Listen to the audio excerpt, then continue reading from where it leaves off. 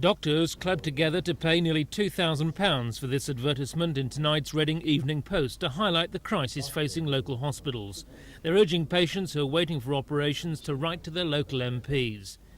5 wards will be closed at the Royal Berkshire Hospital if the Health Authority press ahead with the cuts at their meeting on Tuesday. This ward will also close at the Battle Hospital. The loss of 140 beds will mean that more than 3,000 operations will be cancelled. They include hip replacements, hernias, gallbladders and a variety of other non-emergency cases. The doctors are led by consultant cardiologist John Bell. I think if you start talking to people in a month's time whose operations for piles and gallbladders and total hip replacement has been put back by 6 months, you'll find them extremely upset. I don't think anyone's going to die as a result of it, although one must add that it's always worrying whenever anyone with any illness is postponed, because the surgeon doesn't actually know what he's going to find until he's had a look inside, and he can say that looks like a hernia.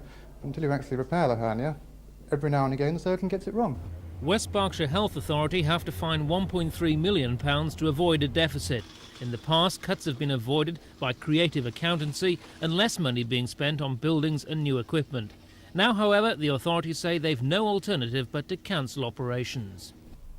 I'm not pretty prepared to say where the fault lies. It's easy to say it's the government's fault, but the government presumably are faced with innumerable requests for extra money in the public services. It's all about priorities and what the country's public purse can afford. The authorities say they won't consider reopening the hospital's wards until next year.